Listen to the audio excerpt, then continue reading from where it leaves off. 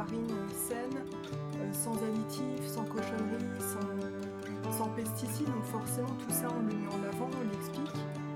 Julien a le vin naturel dans tous ses pains, donc ça aide aussi à la prédigestion, tu vois. Donc ce genre de choses, il faut le mettre en avant, il faut l'expliquer. Et aujourd'hui, on a une clientèle qui recherche aussi à manger des produits de qualité, tout simplement. Bonjour Carole, bonjour Julien, merci de nous Bonjour David. recevoir chez Bonjour, vous. Pouvez-vous vous présenter en quelques mots? Moi, à toi c'est l'honneur. Carole, j'ai 44 ans, donc strasbourgeoise de naissance, savernoise d'adoption. Ça fait 15 ans qu'on habite Saverne. On a une fille qui a 12 ans. Moi, Julien, 42 ans demain, donc j'ai Bon encore anniversaire. 41 ans, c'est bien de le préciser. Merci. Et bah voilà, Carole l'a dit, donc on est Savernois depuis une quinzaine d'années. Avant, on était sur le bassin strasbourgeois. Voilà, donc on s'est installé à Saverne, au vert, dans cette jolie ville dynamique. Et on s'y sent bien. Voilà. Qu'est-ce qui vous a motivé à devenir boulanger? Alors, j'avais déjà les mains dans la pâte, que ce soit de la pizzeria, de la pizza, enfin faire de la pizza, faire des pâtes sablées, des tartes, enfin un peu tout. Et Carole m'a dit: «Mais écoute, sinon fais une année, de CAP boulanger, tu verras le métier dans sa largeur et après tu pourras, ben, choisir de t'orienter vers telle spécialité ou pas». Et finalement, je me suis éclaté à faire de la boulangerie et les possibilités sont infinies dans un pain, on peut à peu près tout mettre donc Ouais, c'était une évidence en fait qu'il soit dans ce métier-là. Après, il fallait que, voilà, lui intègre aussi, et puis le fait de se lancer. Voilà, c'est pas simple de se dire je suis fait pour ce métier-là, mais est-ce qu'on peut se lancer? Est-ce que c'est le moment? Est-ce qu'on sort de notre zone de confort aussi? Et puis Ouais. cette idée de reprendre les études finalement, ça n'a pas été trop dur. Comment t'as pris ça? alors moi je suis assez curieux de tout, c'est-à-dire que je peux m'intéresser à un sujet, vraiment où j'ai jamais mis les pieds dedans et toujours, m'intéresser, voilà, c'est quand on s'intéresse à quelque chose, on apprend. Moi, j'ai quitté mon travail pour pouvoir faire ce boulot-là parce que j'avais vraiment envie de me reconvertir, et cetera. Donc j'étais à plein temps, dans ce projet-là. Donc non, ça n'a pas été trop dur. Ce qui a été dur, c'est de faire ça à la maison, en distanciel. Il se retrouve à la maison, à apprendre ce métier-là, à être seul face à ses erreurs. C'est pas évident non plus comme apprentissage. Il faut un certain courage, une certaine force de caractère. Et c'est vrai que je Bon, la suis. force de caractère, ça doit aller. Elle était déjà là. Donc toutes les bêtises que, les jeunes boulangers de leurs 14 ans jusqu'à la vingtaine ou je sais pas quel âge vont faire, bah moi je vais les avoir condensés sur le début sur le début de la création de l'entreprise. Donc faut râler, mais mettre ça rapidement de côté, trouver la solution et on passe à autre chose. Au final, depuis combien de temps vous êtes installé là? Ça fait 10 mois et quelques, ouais, Ouais, depuis le 21 mai. Qu'est-ce que vous aimez le plus dans votre métier, après 10 mois de l'avoir Ouais. exercé tous les deux? vas-y. Ah, moi, sans hésitation, c'est le contact client. J'adore parler produits, j'adore expliquer nos produits, j'adore échanger avec nos clients. On parle de tout, de rien, de la pluie, du beau temps, de la santé, voilà, de plein de choses. Parce que forcément, il y a un côté aussi un peu santé par rapport Mhm. à ce qu'on présente.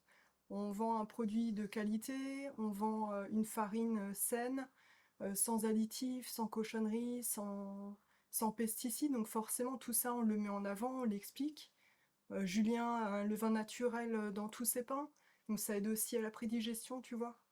Donc ce genre de choses, il faut le mettre en avant, il faut l'expliquer. Et aujourd'hui, on a une clientèle qui recherche aussi de manger des produits de qualité, tout simplement. Quelles sont les différences majeures entre une farine bio et une farine conventionnelle? En fait, qu'est-ce que ça apporte à ton pain?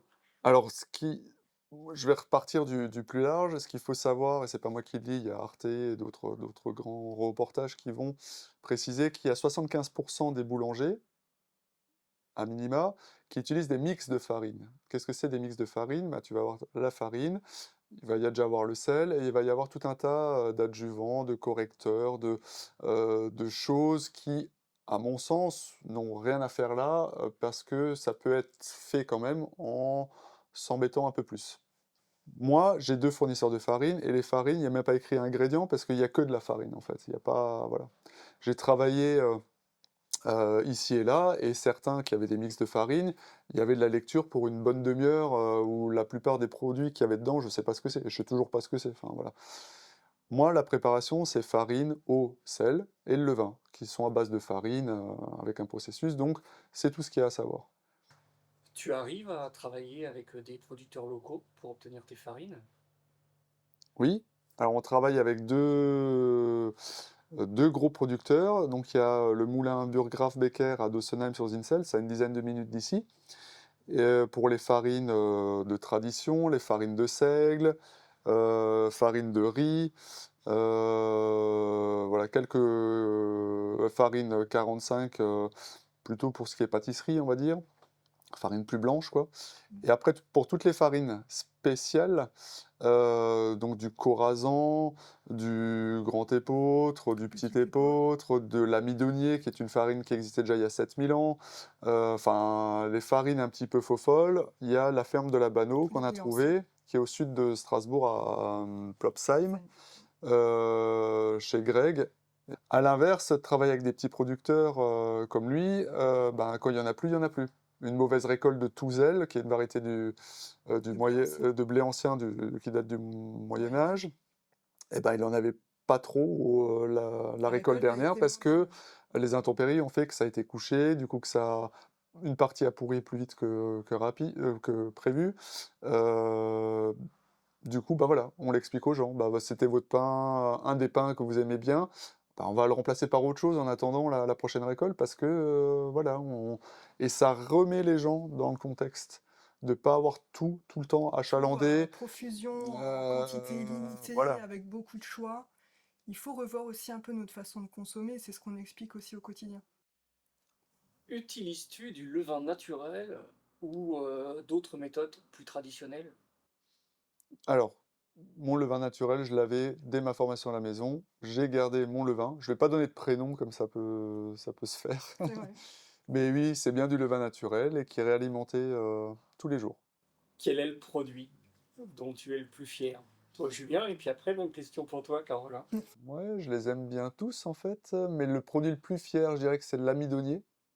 Et moi, ce pain, je peux le manger en sucré, en salé. Après, chaque farine a vraiment sa spécificité, mais celui-là, je dirais que c'est mon préféré. Ouais. Et toi, Caroline? Moi, le pain, je dirais qu'il faudrait mettre en avant chez nous, c'est pain aux noix. Et les clients, en général, quand ils disent: «Ah ouais, votre pain aux noix, effectivement, bah, t'as des noix dedans». Et puis, c'est des noix de qualité aussi, elles sont vraiment bonnes. Les ingrédients bio sont souvent plus chers. Comment vous gérez cette contrainte au niveau des prix de vos produits? Alors, je pense que la clientèle, consommatrice ou non, a déjà conscience que le bio est forcément plus cher que le conventionnel. Mhm. Après, nous, à notre niveau, forcément, on achète uniquement des produits bio pour fabriquer nos pains, pour fabriquer nos gâteaux, pour fabriquer nos brioches. Donc forcément, il faut qu'on puisse répercuter ce prix-là aussi sur nos produits. On n'a pas le choix. Si on ne le fait pas, concrètement, l'année prochaine, on ne sera plus là. C'est évident. On n'a pas choisi la facilité en nous lançant dans un commerce 100% bio. Ça, c'est évident. Les métiers de bouche, et notamment la boulangerie, imposent des horaires assez compliqués, assez durs, Mhm. très matinaux. On peut dire ça, À oui. quoi ressemble une journée type? Alors nous, c'est peut-être un peu plus atypique en plus, parce que nous ne sommes que deux, donc on ne peut pas se reposer sur des salariés. Donc ça veut dire que moi, je commence mes journées, je suis là à 2h30. J'essaie de faire une pause en début de semaine, une petite heure de sommeil qui est plutôt la suite de la nuit, parce que je dors 4 heures, 4h30 par nuit. Et ensuite, je reviens, le temps de finir, de faire la fermeture, de nettoyer, de passer l'aspi, etc. On rentre, il est au moins 19h, 19h30. Et de ton côté, Carole? Alors moi, ma journée type, c'est 6h15, 6h20. Donc arriver pour toute la mise en place des pains, viennoiseries, brioches, etc. Donc à la vente toute la journée jusqu'à la petite coupure de 13h45 à 15h15. On ferme une petite heure et demie. Et pendant cette heure et demie, je mets ma charlotte, mon tablier, mes petites chaussures de sécurité, et puis c'est parti, c'est cookies ou cake, Donc tarte. c'est pas vraiment une pause, hein. Je repasse après un petit coup de nettoyage dans la salle pour que les clients de l'après-midi aient une salle propre et confort. Et puis voilà, c'est l'heure de la réouverture. Donc après, on réenchaîne avec de nouveau la vente, le salon. Et puis fermeture 18h15 pour de nouveau nettoyage, rangement. Voilà. Vous avez trouvé des astuces pour concilier votre vie professionnelle et votre vie privée?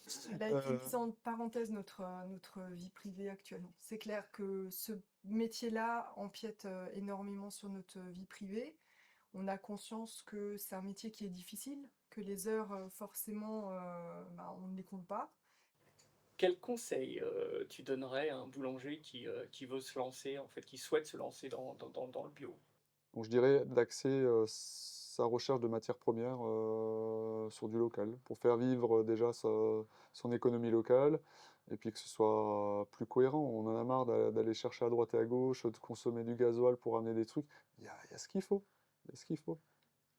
Mais tu vas attirer des gens autour de toi qui sont comme toi, qui a la passion du métier, qui a envie de bien faire les choses. Et juste, tu te lèves le matin, tu dis purée, je fais quelque chose qui a du sens. Et ça vaut tout l'or du monde. Donc accroche-toi surtout, ne baisse pas les bras. C'est dur, mais tu y arriveras. Quel est votre dernier achat dans la ville de Saverne?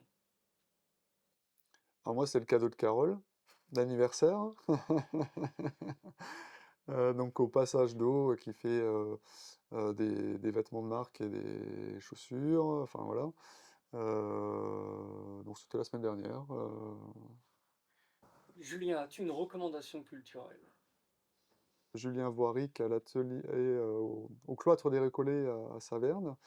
Il a organisé notamment cet été, mais ça va revenir, Furtif. un furtif qui est un son et lumière dans le cloître, totalement immersif. Enfin, c'est vraiment son univers, mais il propose tout un tas de choses diverses et variées. C'est vraiment quelqu'un qui, voilà, qui en a sous le chapeau. À chaque fois, il vient, ah, j'ai ça comme projet. Ça marche. Arrête, arrête, ça n'arrête plus, quoi. Il est incroyable. Bah, du coup, je rejoins un petit peu Julien aussi, parce que c'est vrai que forcément, on n'a pas trop le temps de lire, ni d'aller au cinéma, ni de... C'est un peu dommage, mais pareil, ça reviendra à un moment donné.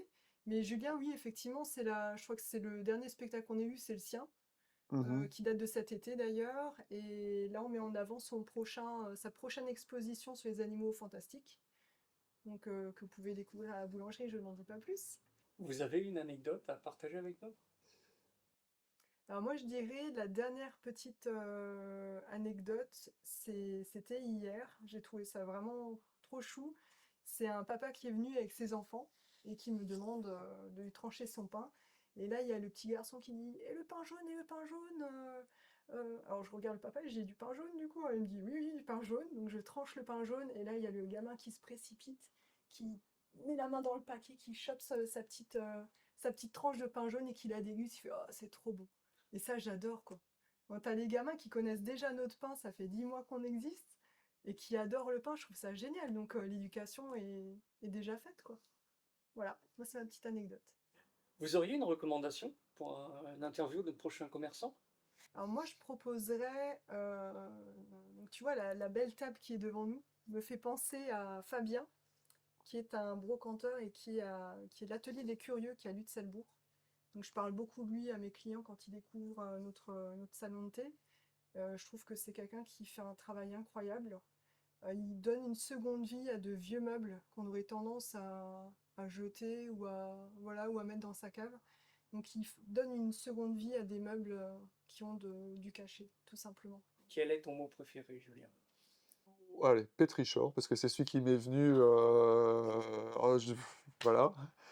Pétrichor, donc c'est l'odeur de la terre et du végétal après la pluie. Par exemple, en forêt, vous avez cette odeur les odeurs qui remontent au passage de la pluie. Et bah, du coup, tu dis pétricheur, je pense à la nature. Parce qu'on est dans le vert, on est dans une démarche un peu. Vas-y, hein, vas-y, hein. Donc moi, ce serait la nature. Le bruit que vous préférez? La pluie. J'allais dire pareil, le bruit de l'eau. Tu vois, le petit ruisseau, là, j'adore. Celui que vous détestez? Le souffleur du voisin. Ah, moi j'aurais dit les bruits de mastication de bouche. J'étais sûre que t'allais dire ça. Il a un problème avec les bruits comme ça, il supporte Oh, pas. t'es pas là pour balancer au final. Bah, faut dire les choses telles qu'elles sont. Ton groupe de musique préféré? En dernier lieu, Måneskin. Et toi, Carole? Oh, c'est difficile comme question. Je dirais plus, moi je suis plus dans le rap américain, étonnamment. Et un de mes rappeurs préférés, c'est Eminem ou Tupac. Votre animal préféré? Ah, le cerf, j'en sais rien. Non, je sais pas. Moi, le loup sans hésitation. Votre couleur préférée? Le bleu, Le vert. Votre chiffre fétiche? le 3, Le 8. Vous êtes mer ou montagne? montagne. Aïe, mer montagne. Votre plat préféré? La tarte flambée. Ah oui, moi je dirais bien ça aussi. Bon alors, je vais dire les lasagnes. Merci beaucoup pour ce moment qu'on a passé. Bah, merci à toi, c'était cool. Merci. Ouais, avec plaisir.